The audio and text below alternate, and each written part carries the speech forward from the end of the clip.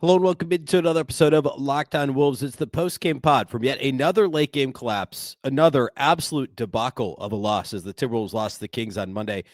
Plenty of blame to go around. We'll play the blame game. What happened? Next.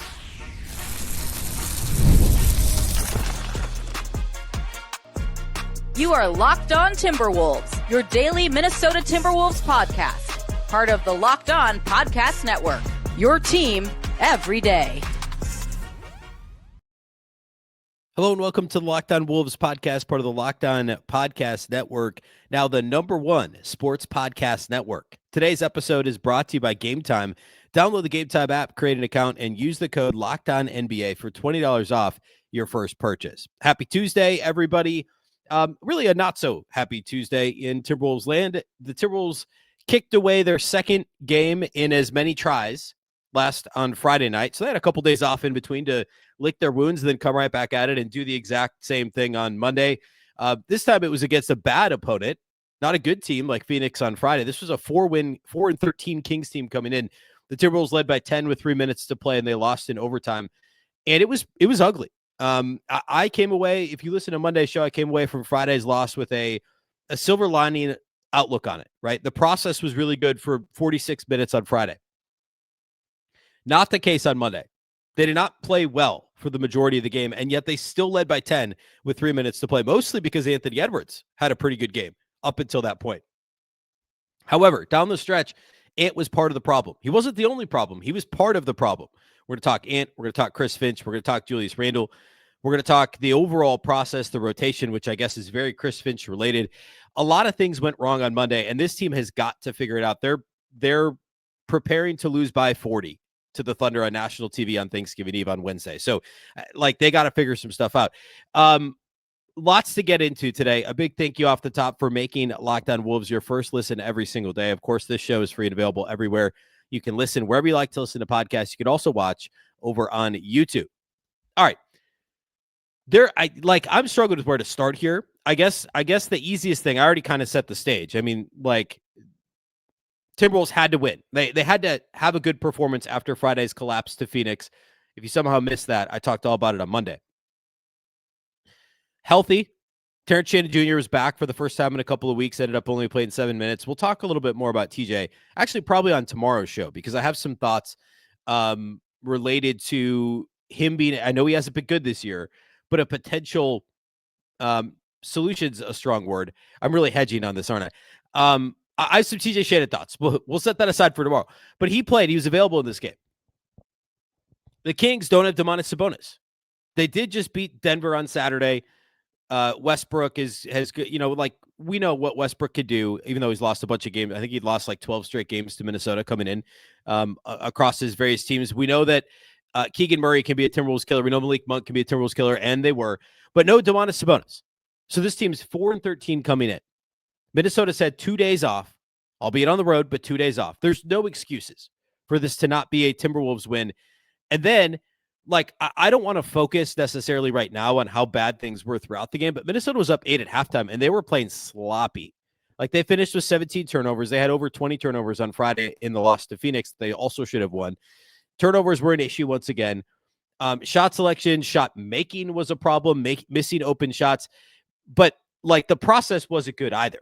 The whole thing was sloppy, the whole operation, and yet up 8 at halftime, up 5 at the start of the fourth, up 10 with 3 minutes to play.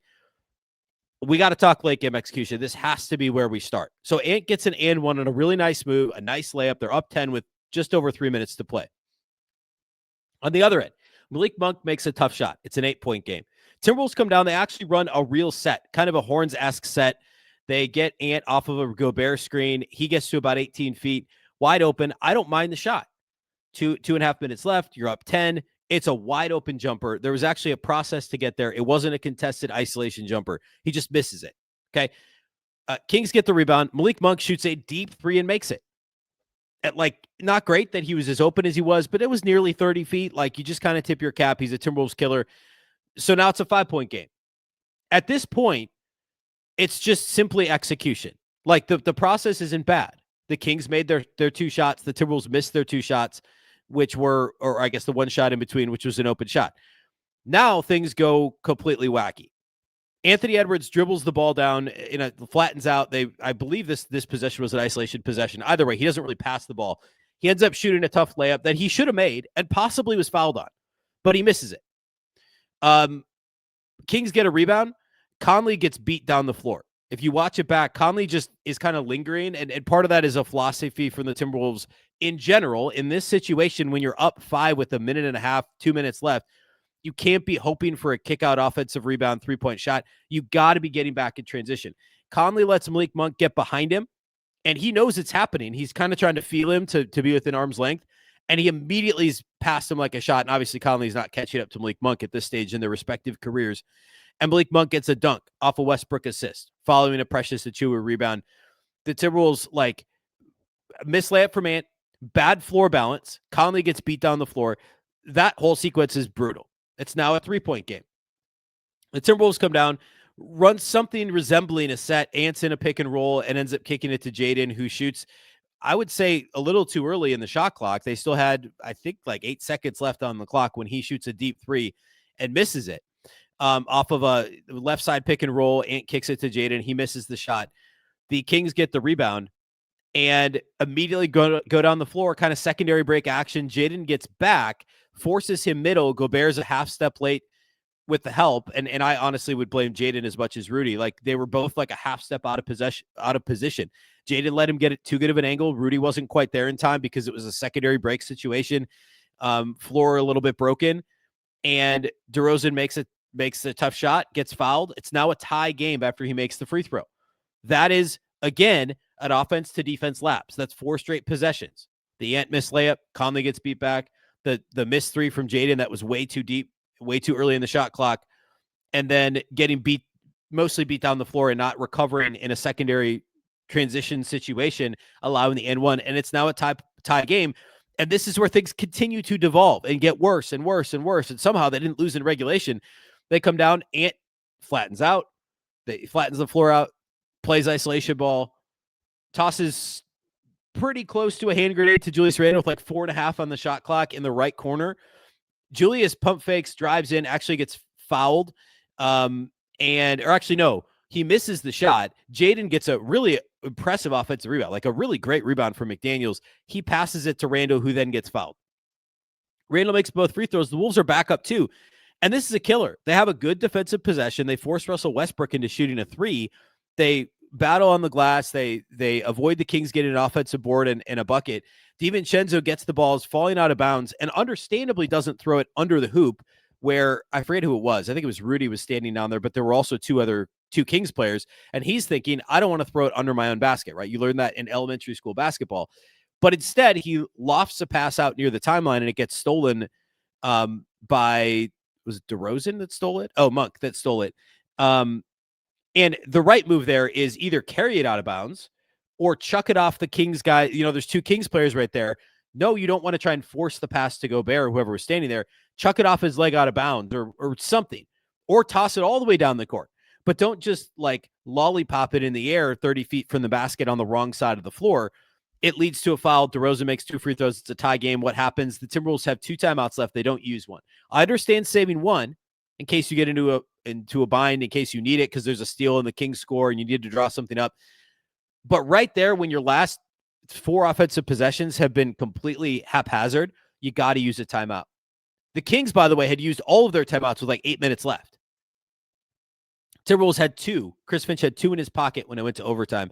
And I think that gets overblown sometimes. But when your team is melting down like this and you have the ball with 35 seconds left, because here's the thing. What does a timeout do there? Well, first of all, it slows your team down. It calms them down. It tells you, you could tell them, hey, we're going to run an actual set here.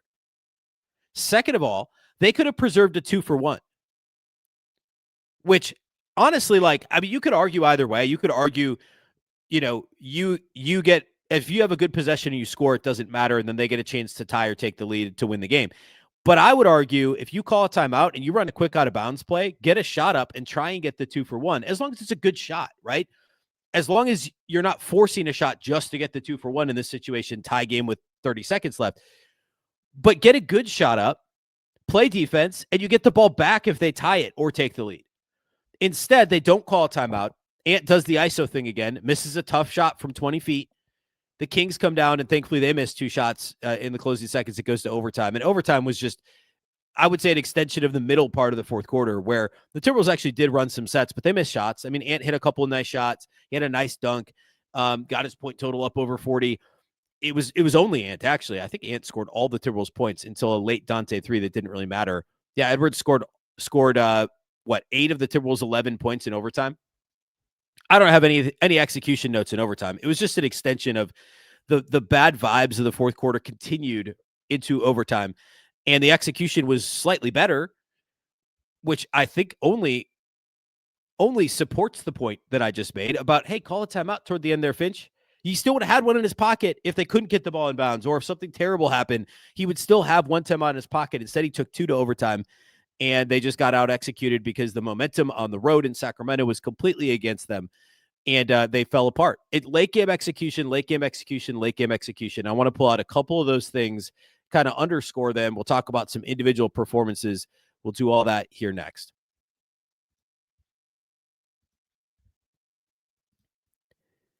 Today's episode of Locked On Wolves is sponsored by Robinhood. No one knows your money goals better than you.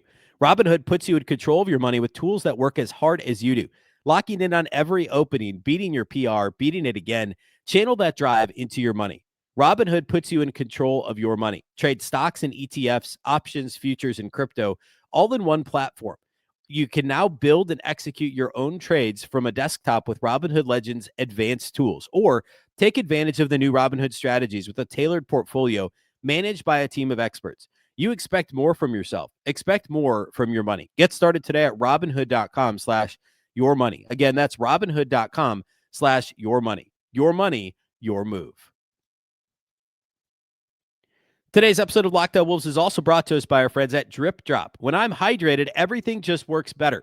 My focus, energy, mood, even my skin. And that's why I've been using DripDrop. It's doctor-developed hydration that keeps me running at full power no matter what my day looks like. DripDrop isn't your average sports drink either. It delivers 3 times the electrolytes and half the sugar of leading brands using a science-backed formula trusted by medical professionals, firefighters, and over 90% of top college and pro teams. I use DripDrop all the time now. They were nice enough to send us some product. My favorite flavor is watermelon, although I had a lemon one yesterday for the first time, and it actually tasted a lot like a traditional lemon lime sports drink. But again, it was better for me, and it worked much better. I hadn't played basketball in a long time, and I drank one and went and played basketball. I felt a lot better than I was expecting that I would. Definitely had another one after to try and rehydrate. It legitimately tastes amazing. No joke. And it's definitely at least daily. I drank 2 of them yesterday. I have at least one today for sure. Hydration is absolutely a non-negotiable. DripDrop helps me feel sharper, calmer, and honestly, just better overall. Right now, DripDrop is offering our podcast listeners 20% off your first order. Go to DripDrop.com and use promo code LOCKEDONNBA. That's DripDrop.com, promo code LOCKEDONNBA for 20% off. Stock up now before the heat hits hard, and keep your body and mind performing at their best with DripDrop.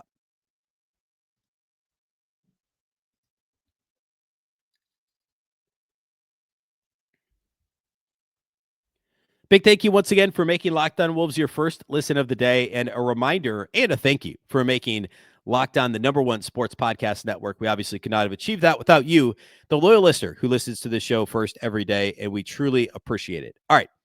So, keying in on a couple of things. I went blow by blow toward the end of the game, which if you're not a regular listener, I don't do that very often. In fact, I'm pretty confident it's the first time this season I've gone through like blow by blow on any part of a game, like play by play. I typically would not do that, but I thought this was such a stark collapse. That's not the right way to say that. A frightening collapse, and a stark difference from, I don't know, a typical collapse. Like, I had to go blow by blow with it.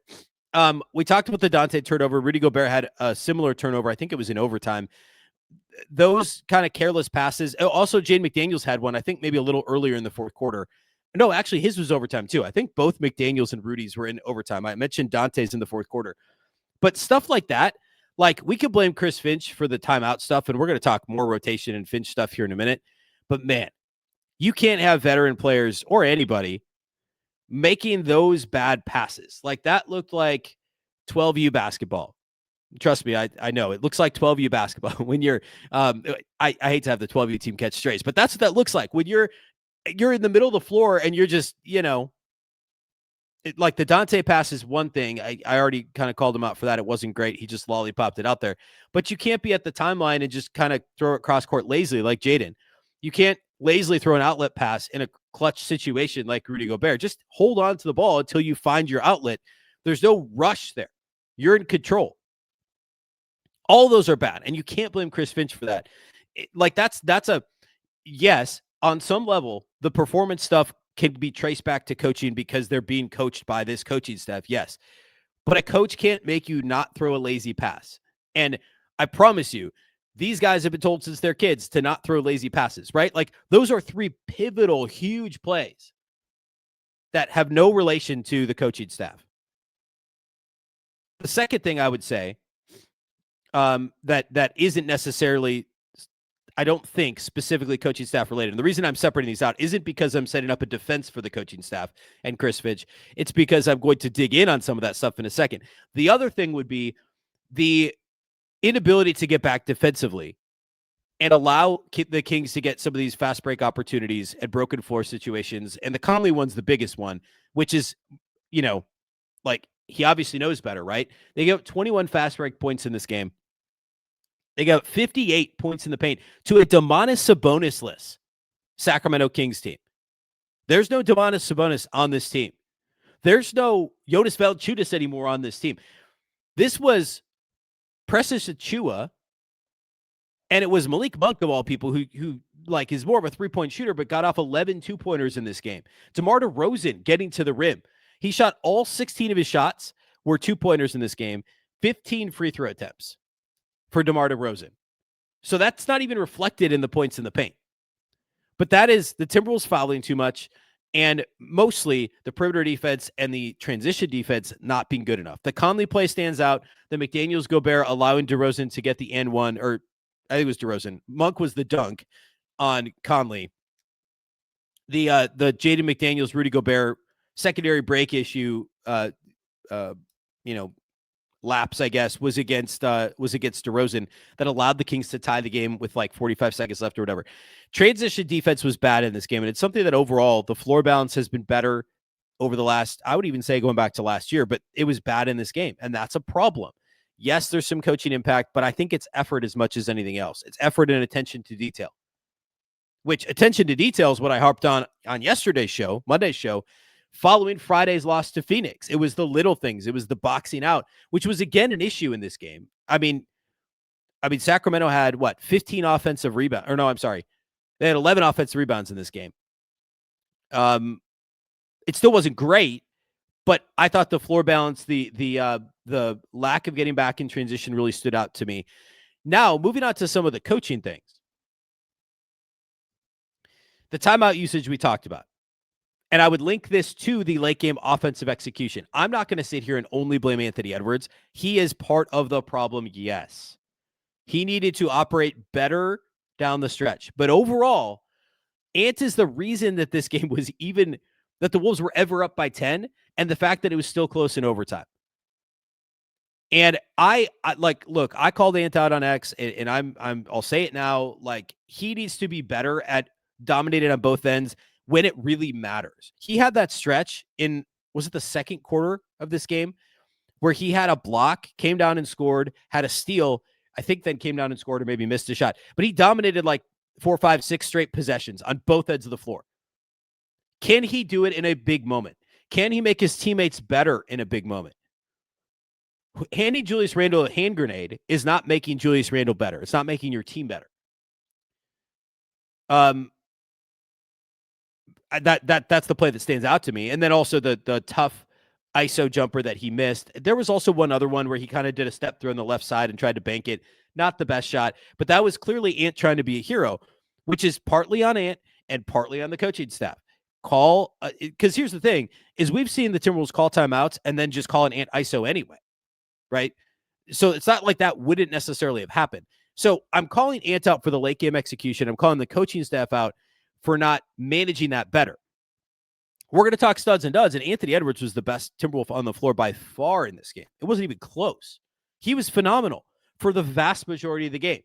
And I blame the down the stretch decision-making just as much on the coaching staff because they had the 2 timeouts in their pocket and weren't calling actual plays. Because then what happens in overtime? The first 2-3 plays, 2-3 offensive possessions, they run an actual set. Yeah, they missed a couple shots, but they also generated some open shots. And that it's beyond frustrating that's how this thing shook out down the stretch. The other thing, which I'm going to talk more about on tomorrow's show, on Wednesday's show, is the rotation. Part of the way you fight your way out of this self-inflicted paper bag that they're in of like no bench contributions and all this stuff. And yeah, we could talk about the roster, but here's the thing. Is like a month ago, everybody was like, oh, well, the Timberwolves have to play their young guys. The Timberwolves have to play their young guys. That's the thing. Like, they're going to need cheap production because of the way the second apron works. Yeah, that's true. But they're not playing their young guys. And I don't necessarily mean Rob Dillingham. I mean Jalen Clark and TJ Shannon. Look, I get it. None of those 3 guys scored. They played a combined 22 minutes and did not score. They were combined 0 for 6 shooting, 0 for 1 outside the arc. I get it. Yes, that's true. Rob actually played pretty well. He had 3 assists and 3 steals, no turnovers. I thought he played fine. TJ Shannon is rusty. He is the answer here as far as somebody who has some upside that can give you some stuff on both ends of the floor and just needs a little bit more runway here after the injury. Jalen Clark needs to play more. I know the offense can be tough at times, but what did he do in 6 minutes? He had 3 boards, 2 offensive boards. I know he had the bad foul on the inbounds late in the game, but like that doesn't change the fact that he's a really, really good defensive player and a functional offensive piece. I know the offense has been a problem at times, but the defense has been a bigger problem. Rebounding has been a bigger problem. And you know who's a better defender and rebounder than Mike Conley right now is Jalen Clark. And I know it puts more on Anthony Edwards to manage, to run offense, and DiVincenzo to run offense, and Julius Randle to run offense. And that's on the front office, right? That's not on Chris Finch. But if you're going to win games, you have to have more contributions. You have to have contributions from more than 7 guys. And I truly believe Jalen Clark and TJ Shannon can still be useful pieces. They just got to see the floor. And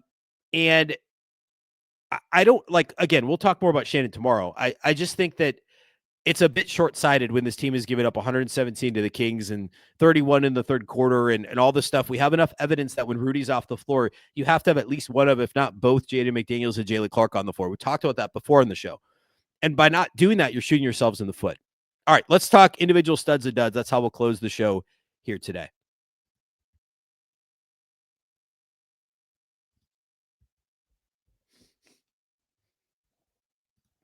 Today's episode of Locked On Wolves is brought to us by Game Time. Basketball season. We're 6 weeks in now. Thanksgiving is this week. Nothing beats being in the arena for the opening games of the season. But let's be real. Getting tickets can be a total headache between waiting in queues, surprise fees, and prices that jump right before checkout. It is easy to get frustrated when all you want to do is cheer on your team. And that's where Game Time comes in.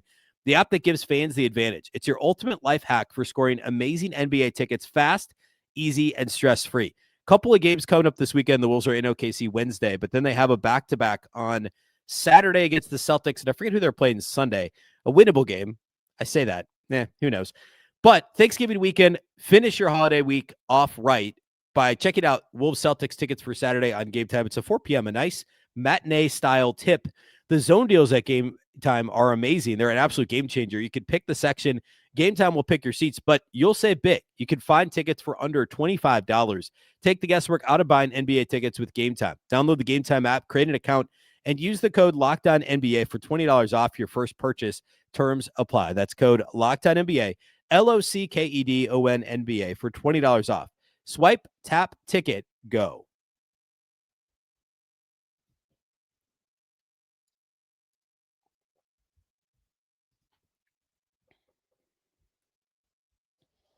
One last thing I wanted to hit on that last Jalen Clark point. I wanted to shout out Jace Frederick of the Pioneer Press, who had a couple of really good posts about the no Jalen Clark. So I'm just going to straight read his tweets. If you don't follow Jace Frederick, first of all, I'd be surprised if you didn't, but you should. He does a great job.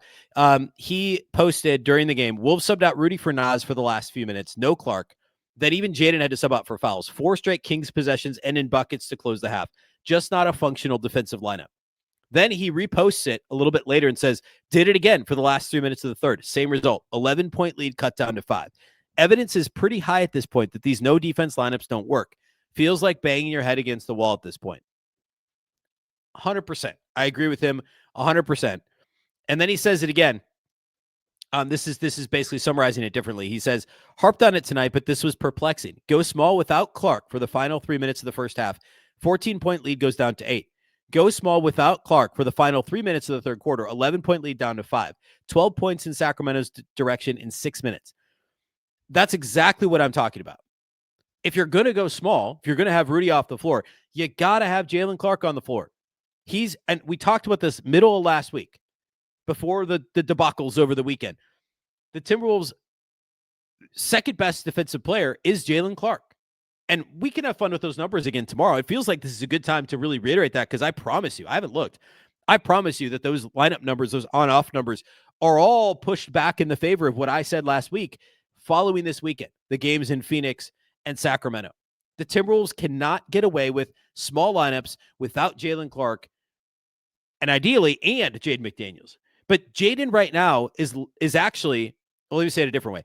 Jaylen Clark is actually more important to the Timberwolves defense, especially their Gobert-less defense than Jaden McDaniels is. And I know that sounds weird, but it's true. The numbers bear it out. And I promise you they've headed more in that direction over the weekend. I'm going to research that. We're going to talk about it on tomorrow's show because I promise you that that's what this thing's going to look like. All right. Studs and duds. It was great. After, I spent 2/3 of the show, 3/4 of the show bagging on the way this thing turned out. Ant had a really nice game. 43 points at 29 shots. Sign me up. 5 of 11 on threes. Great. Good for him. He needs to shoot the ball better. 6 of 8 on free throws. Fine. 7 rebounds, 4 assists, 3 steals, and a block. So he had 4 stocks, 4 assists, only 2 turnovers in this game. And he had 7 boards. It's hard to not like that line. Ultimately, both he and Julius Randle were team worst -12s in the plus-minus column. I mean, they were on the floor for those small lineups that didn't include Rudy Gobert or Jaylen Clark. Jaylen, by the way, painfully small sample, doesn't really mean much, but 6 minutes, he was a +1. He was the only bench guy that was positive, by the way, Jaylen Clark. Dante DiVincenzo continues to play well. I know the three-point shot was just okay. He was 5 of 13 on threes in this game, but you want to talk plus-minuses on-offs like that guys are trending in the right direction. Dante had 17 points on 14 shots. I just thought he played a solid game. I thought he was in the right place at the right time. Bad turnover near the end, yes. But look, we listed everybody. Everyone in the starting lineup had a bad moment, plus Mike Conley down the stretch, right? Like, that's just how this was. That's how this game went. I don't know that I have another stud in this game. Like, I think Rudy was actually pretty good. He finished with 11 and 13. You'd like him to do more against a team without Sabonis, but like Achiuwa's no like major slouch, and it's not Rudy's fault if they don't get him the ball. I don't want to play that game right now. Sometimes it is, right? I don't know. I don't know that I want to give him a stud in this game. I think I've only got 2.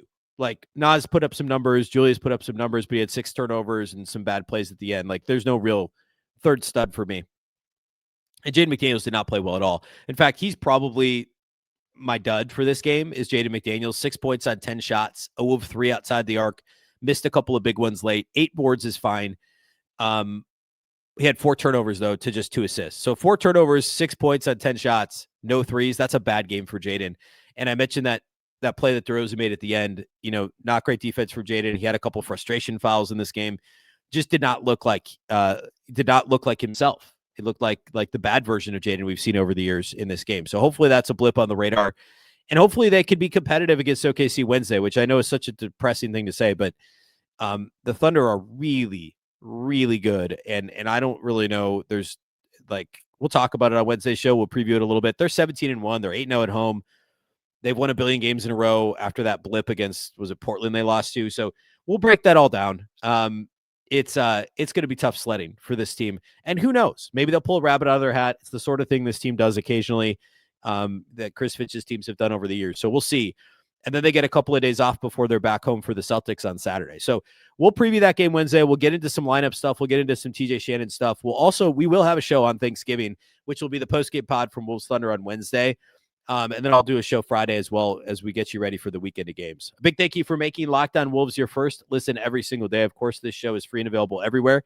That includes YouTube as well as all of your favorite audio platforms. Wherever you like to listen to podcasts, you can find Locked On Wolves.